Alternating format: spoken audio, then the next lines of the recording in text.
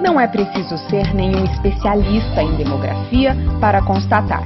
As mulheres estão dominando o espaço e isso, claro, está na boca do povo. Eu acho perfeitamente normal, né? As pessoas são iguais e tem que ter, né, as mesmas oportunidades, os mesmos direitos. A mulher está se desenvolvendo e ocupando os lugares que eles são próprios também. Desde que a pessoa tenha competência, né? Independe do sexo, né? Quem vê hoje as mulheres em posição de destaque, não pela beleza, mas pela capacidade intelectual e habilidade política, reconhece o poder. Mas reconhece a diferença das mulheres de hoje com suas mães, avós.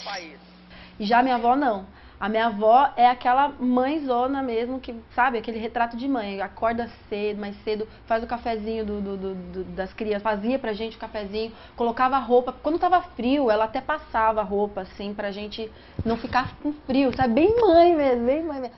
A minha avó sempre foi aquela senhora muito submissa ao marido, nunca trabalhou fora, sempre ficou com o meu avô, cuidou dele, era uma babá praticamente pro meu avô. Nada mais distante da imagem das netas hoje. Mas se olharmos um pouquinho mais para a história, vamos entender que nem sempre as mulheres tiveram esse papel assim de vovozinha, não.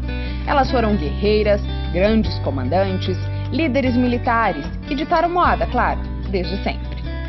Quase todas as sociedades pré-modernas não havia essa divisão entre o público e o privado que a modernidade traz quando cria o local do trabalho como a fábrica, como local separado do lar, né, do doméstico, já traz essa semente dessa divisão muito marcada entre público e privado, e que isso afasta as mulheres daquelas atividades que chegam a ser tidas como as produtivas, as econômicas, por uma determinada forma social, que é historicamente nova.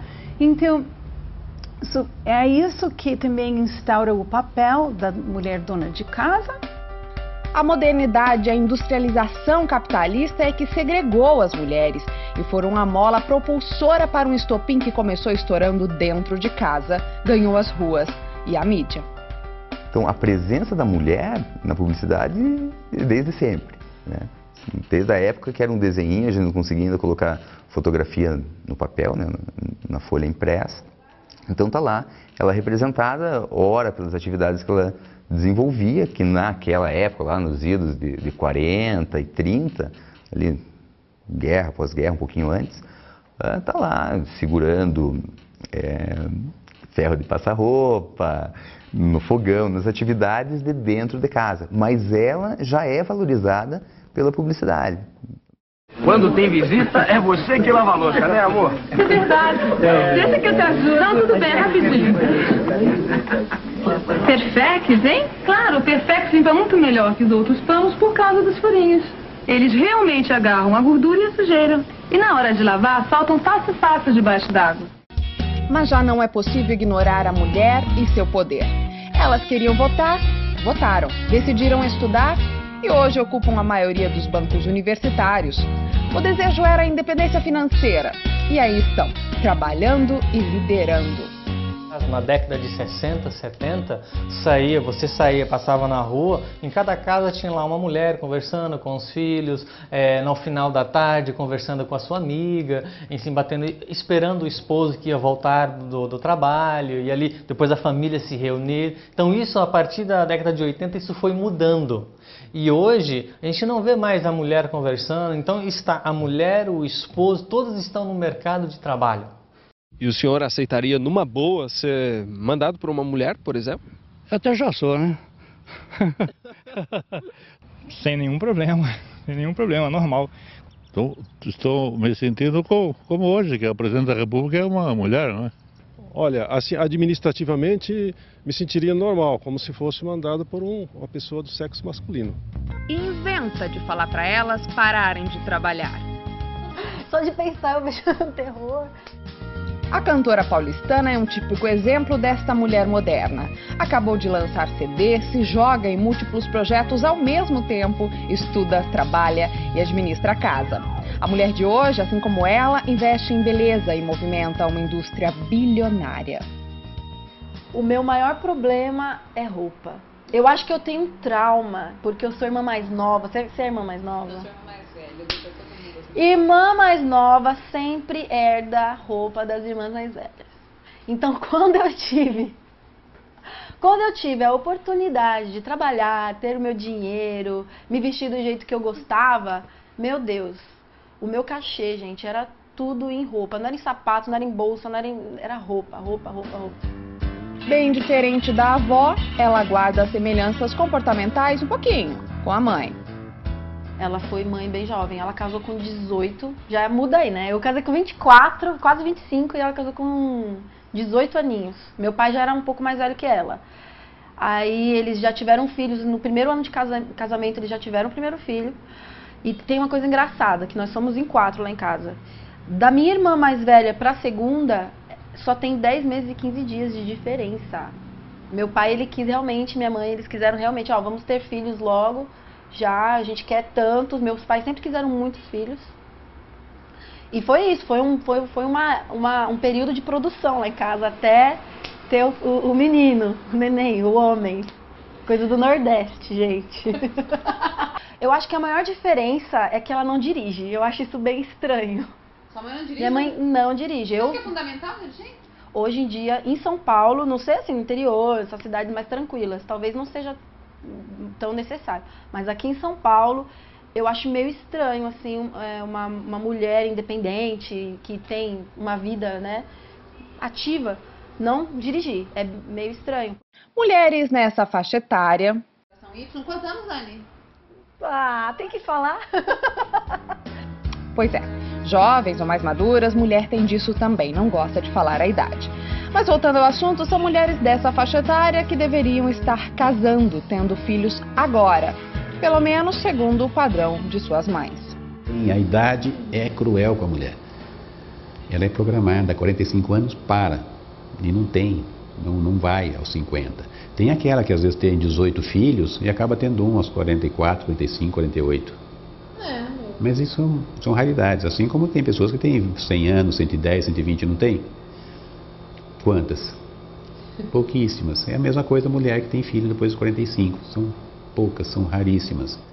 Eu agora tô com 27, eu pensava que eu ia poder ser mãe, eu ia ter condições, assim, em vários sentidos, para ser mãe, criar uma criança com 29, 30. Eu tô vendo que não vai dar. Que a gente ainda tem muita coisa para conquistar em relação a poder dar uma estrutura melhor para minha família e tal. Então, eu não sei, daqui uns 4 anos, 5, eu tenho 27, com 32, será que é muito tarde? Está sendo feito pesquisas enormes para que a mulher possa adiar sua gestação.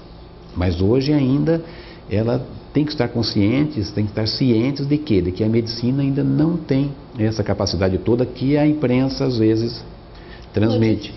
Vocês ficam dizendo que nós somos maiorais, que nós fazemos tudo, nós temos o poder, e nós não temos esse poder ainda.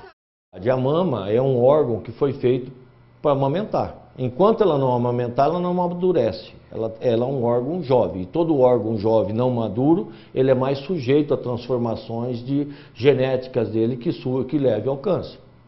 Então, enquanto a mama não amamenta, ela é imatura. Então, se uma mulher tem 10 gravidezes e todas acabam em aborto, ou ela não amamenta, em nenhuma das gravidezes, a mama ainda não é madura. A gravidez de termo e a amamentação protegem. Até os 30 anos, a gravidez. E depois dos 30, a amamentação continua a proteger ainda. Quanto mais uma mulher, você pode dizer, quanto mais uma mulher amamenta, menor é o risco dela desenvolver câncer de mama, mesmo que seja em gravidezes diferentes. Mas em busca de um sonho profissional, a maternidade acaba ficando em segundo, terceiro plano. A menos que no susto ela chegue. Assim foi para a Nilza, administradora que se descobriu grávida logo após conseguir o emprego dos sonhos. Nós somos amigas para sempre? Você vai ser minha amiga para sempre? Te amo. Te amo. Bem, quando a Bianca nasceu, eu dizia pra mim, não, eu vou voltar a trabalhar o dia inteiro, vou trabalhar o dia inteiro, vou colocar minha filha na escola o dia inteiro, Porque todo mundo faz isso, sobrevive, eu também vou fazer. Mas eu confesso que eu me senti culpada por isso, assim. E não consegui lidar com essa situação de uma maneira assim, bem tranquila, assim. Então, nos primeiros 11 meses de vida dela, eu optei por ficar em casa em período integral. E depois surgiu uma oportunidade de voltar a trabalhar por meio período. Mas depois ela teve alguns problemas na escola onde ela estava e decidimos que eu devia parar novamente e ficar com ela em casa. Mas não foi tão fácil. Eram muitos sentimentos para administrar. A ambição profissional e o compromisso com a educação da filha. Eu gostava de ficar em casa, assim, sabendo que era o melhor para minha filha, que ela estava comigo em período integral, estava cuidando da alimentação, cuidando do que ela via, do que ela estava fazendo. Mas, por outro lado, assim, sentia falta, assim. Eu sempre fui uma pessoa muito dinâmica, muito tagarela. Então, passar, às vezes, o meu marido trabalhando o dia inteiro, às vezes, algumas vezes à noite, e ficar assim em casa, somente eu e ela, sem a companhia de um outro adulto, uma outra pessoa para conversar, para trocar ideias, para dar risada. Esse convívio entre amigos eu senti muita falta. O jeito foi administrar a culpa, equilibrar a família e voltar ao trabalho. Mas e essa tal de culpa, hein? Parece mesmo um substantivo feminino, não? A mulher, primeiramente, ela tem a tendência, desde a educação e também nas nossas próprias questões fisiológicas, hormonais, a sentir os sentimentos, a fazer contato com os sentimentos de uma forma mais significativa, né? O homem já é educado a olhar um pouco mais para lá, a não ter muito essa coisa de repensar, de avaliar, o homem vai vivendo as suas situações. A mulher não, ela já reflete mais, ela já conversa mais sobre aquilo, ela tem necessidade. Então, nesse sentido que a mulher acaba sendo mais sentimental, porque ela faz mais contato. Não que o homem não sinta, não tenha os seus sentimentos, mas a mulher faz mais contato. Então, por isso, ela acaba sendo uma vítima maior, né? Porque ela acaba fazendo mais contato com aquilo e sofrendo mais aquilo que, se ela não desse tamanha importância, muito provavelmente ela sofresse menos. Eu comi pipoca na casa vovó. Essa é a Emily, a primogênita da Crisley, que tem 3 aninhos e foi responsável por uma revolução na vida da mamãe, que planejou a gravidez depois de 7 anos de casamento. A psicóloga resolveu abrir mão dos 2 trabalhos para se dedicar integralmente à filha. Me senti segura com essa decisão, porque eu estava no momento pensando que esse era o melhor que eu podia oferecer para minha filha. A decisão da Crisley, que já emendou um lindo segundo projeto, está virando moda e sendo incentivada por governos de países europeus. Então, isso está bastante ligado ao desenvolvimento da sociedade, ao nível educacional, ao nível de renda e também a questões religiosas. Em que momento que a mulher se dissocia da maternidade? Quase nunca. Como eu tive minha mãe trabalhando o dia inteiro fora, meu pai também, eu sentia a falta deles. E eu não queria que minhas filhas passassem por isso, e isso também pesou na minha decisão. O pato faz, a abelha faz. Em alguns momentos passa pela cabeça da gente assim que, poxa, tá todo mundo no mercado de trabalho, como que vai ser quando eu voltar? Será que eu vou estar no mesmo nível delas? Então bate uma insegurançazinha assim. Mas quando eu olho para as minhas filhas e eu fico vendo elas se desenvolvendo, elas crescendo e eu podendo acompanhar tudo isso, aí isso fica de lado e recompensa. Então, quando um dos problemas que a gente vê, se olhar para o capitalismo pensando em lucro, uma desvantagem é essa na questão da maternidade, porque as pessoas não olham isso como um benefício, como algo que faz a família crescer. Então, a mulher tem, na hora de contratar, por isso que hoje, quando a gente olhar, realmente existe uma diferença nos cargos de liderança. Porque quando eu preciso da mulher, ela vai ter que viajar por uma semana, vou ter que sair daqui, vou ter que lá, e como é que eu vou deixar? É muito mais complicado. Por um lado, se pode ser contado como um ponto negativo, por outro lado, esse instinto de preservação também pode ser balanceado como positivo, porque a mulher toma uma decisão pensando não só nela própria, mas pensando nos que estão ao seu redor, nos que dependem dela. Então, com isso, a mulher ela tende ao consenso. muito mais facilmente que o homem. Esta economista e professora universitária explica que, estando ou não empregada, líder no mercado de trabalho ou apenas na lida doméstica, a mulher é sim a mola do consumo e merece toda a atenção da indústria e do comércio. Eu costumo em sala de aula dizer para os meus alunos, o cartão de crédito da mulher, a conta é sempre muito maior do que a do homem. Porque quantos homens aqui se lembram que precisam comprar uma meia? Por conta dos fatores de decisão de compra, né? Então o homem ele tem uma voz muito baixa no tocante ao consumo. Então o que você precisa fazer? Mesmo que o produto seja masculino, quem que escolhe minhas gravatas não sou eu. Quem escolhe meu terno não sou eu. O único direito que eu tenho de escolher no poder de compra é minha camiseta branca e minha calça preta, né? Que essa eu vou lá e compro escondido. Mas qualquer coisa distinta dessa, a decisão não é minha, né? A decisão é do sexo oposto, 100% das vezes. Ela vai prover desde as coisas mais simples de casa até decisões mais caras, relacionadas ao consumo do imóvel, ao consumo de um automóvel ou até mesmo uma viagem. Então, a decisão dela é levada em consideração.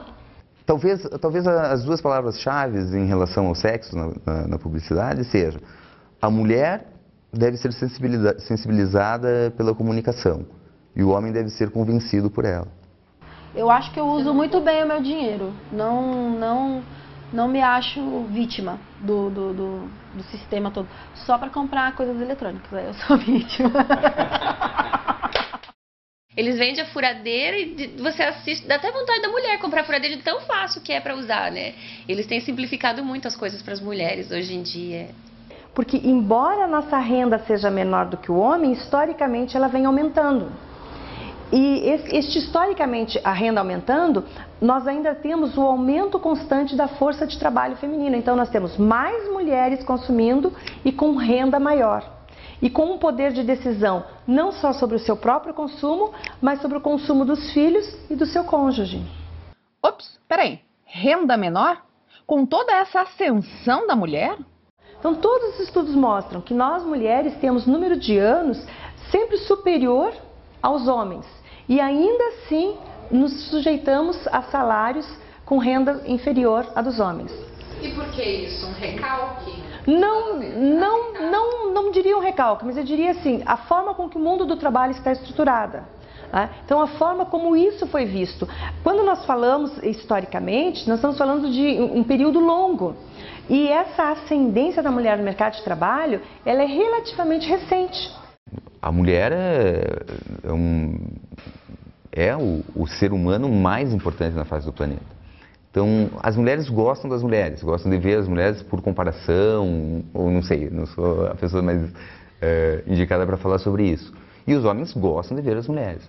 Então, quando a gente estava conversando, a questão das capas de revista, hoje você pega uma capa de revista voltada para o público masculino, até as automobilísticas, salvo algumas raras exceções que só colocam as fotos dos carros, sempre tem uma mulher ali, né, tentando atrair a atenção do homem para aquilo.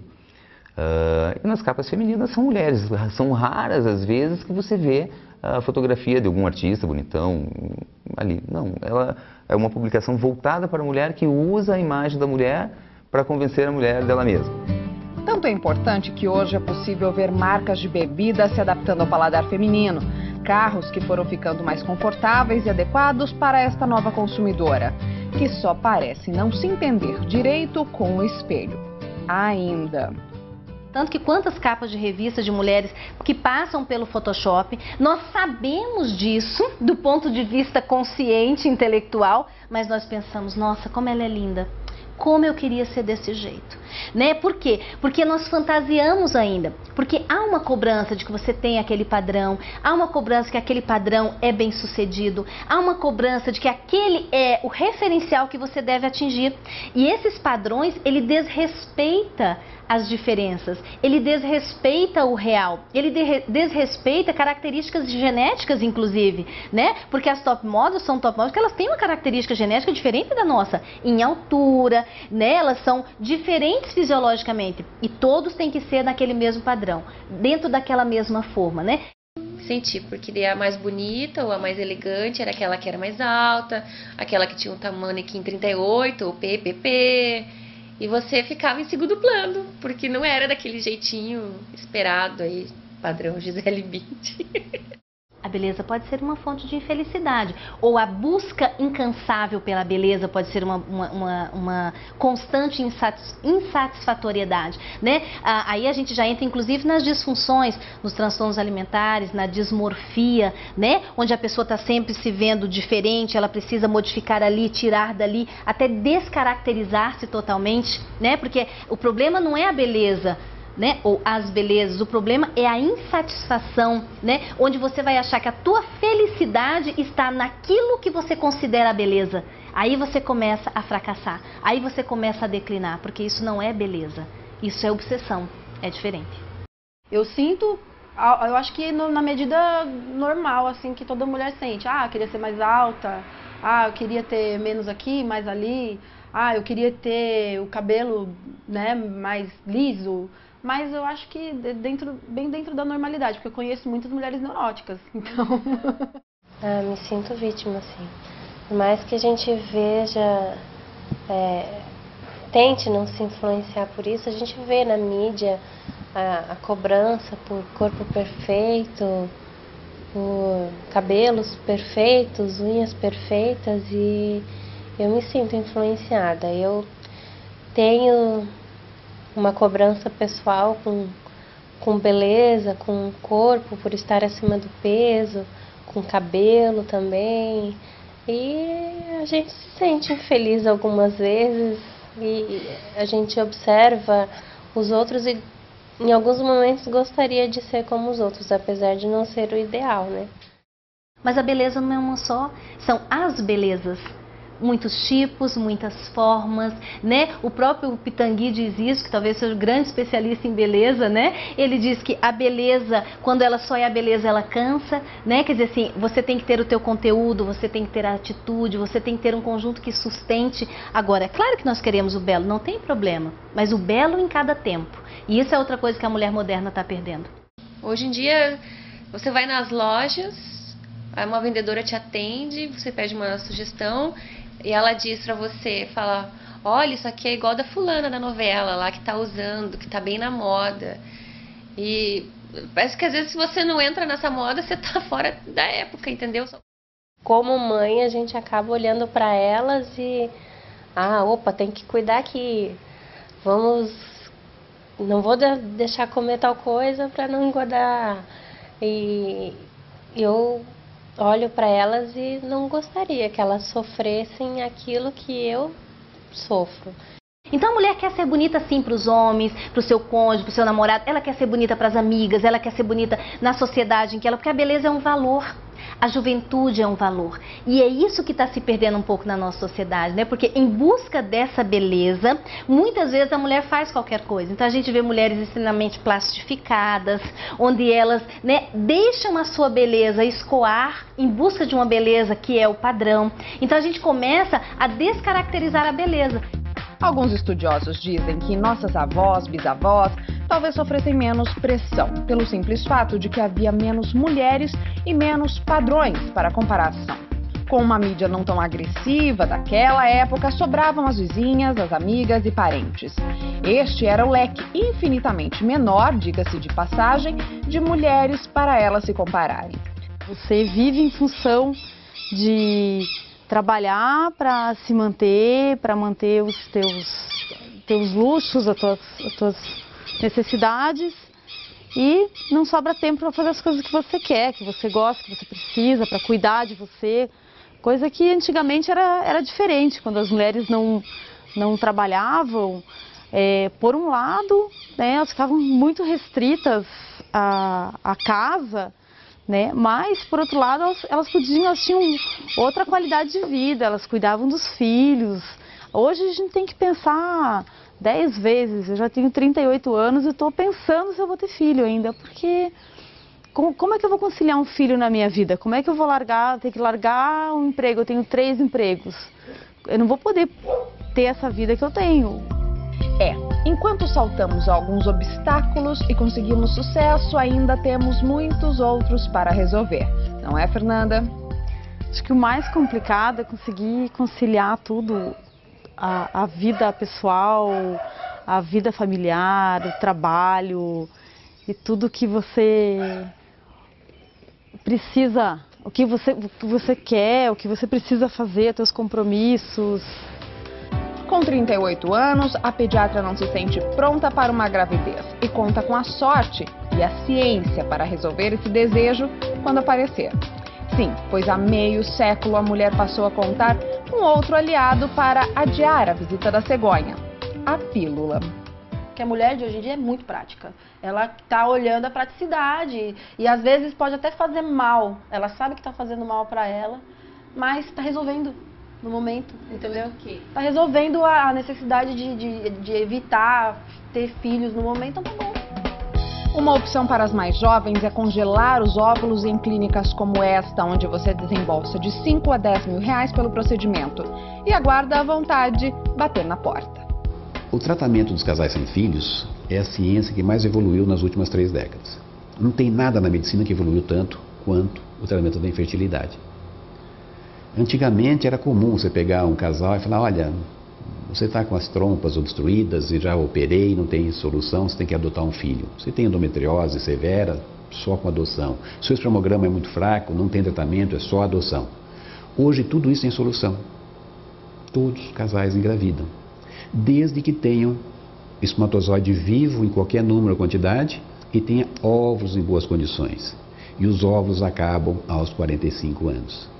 Então o grande problema hoje da fertilidade é a idade avançada das mulheres, ou algumas que mesmo jovens perdem a sua produção de óvulos por endometriose, por infecções, ou por falência ovariana precoce, que não sabemos a causa, e isso acaba tirando a fertilidade. Então o grande vilão da fertilidade hoje é a idade das mulheres.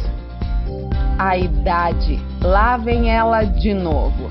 Isto porque apesar das revoluções, lutas e conquistas, nossos genes parecem nunca ter mesmo mudado.